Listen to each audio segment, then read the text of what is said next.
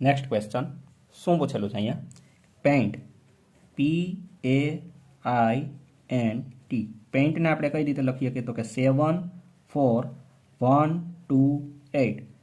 Same વસ્તુ Excel, EXCEL, એને આપણે કઈ રીતે લખી શકીએ તો કે 9 3 5 9 6 આ રીતે લખી શકીએ. તો આપણને ક્વેશ્ચન એમ પૂછેલો છે તો એસેપ્ટને કઈ રીતે આપણે લખી શકીએ?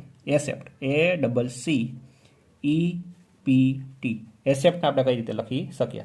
હવે આપણે છે ને આ જે લખેલું છે એમાંથી જ આપણે કોડ મળશે, બરાબર, કે દરેક આલ્ફાબેટનો કોડ શું છે, બરાબર. તો આપણે જોવા જઈએ તો એ આપણી પાસે ક્યાં છે? અહીંયા. તો એનો કોડ કેટલો છે?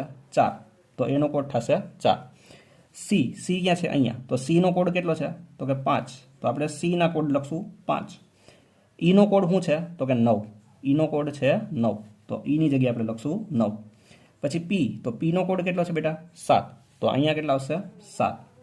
અને ટીનો કોડ કેટલો છે? 8, તો અહીંયા કેટલા આવશે? 8.